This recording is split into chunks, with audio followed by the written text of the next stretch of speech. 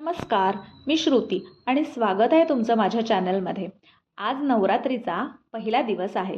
So तुम्हा सगळ्यांना नवरात्रीच्या खूप खूप शुभेच्छा. मला घट बसवायचे होते, त्याच्यामुळे मी सकाळी लवकर उठली, आवरलं आणि मी सगळ्यात आधी देवाची पूजा करून घेतली. देवाची पूजा करून झाल्यानंतर मग मी घट बसवण्याची तयारी केली. सगळ्यात आधी मी कलशाची तयारी करून घेतली.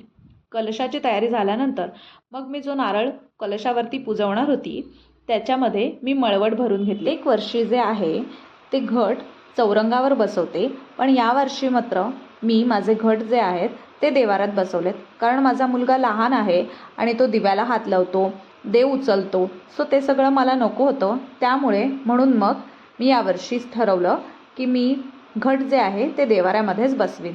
घट बसवल्यानंतर मग मी एका छोट्या तांबण्यामध्ये तांदूळ घेतले आणि त्याच्यामध्ये विड्याचं पान ठेवून त्यामध्ये देवीची स्थापना केली आणि देवीला छान असं हळदी कुंकू लावून देवीला त्यामध्ये विराजमान केलं. ते झाल्यावरती मग मी देवापाशी अखंड दिवा तेवत ठेवला. पहिला दिवस शैलपुत्रीचा होता आणि गाईच्या तुपाचा नैवेद्य दाखवायचा होता आणि मी खोबऱ्याच्या वड्यासुद्धा बनवल्या होत्या. त्या मी प्रसादामध्ये दाखवल्या. त्यानंतर देवीला मी माझ्याच घरी आलेल्या झाडाची गुलाबाची फुलं आणि घटाला सुद्धा ती अर्पण केली.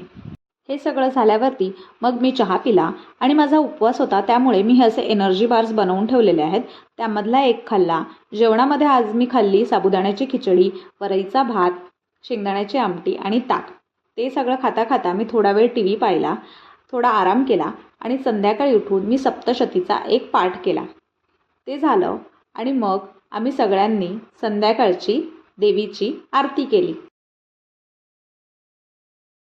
जविण संसारी अनाथनाथे अंबे करुणा विस्तारी वारी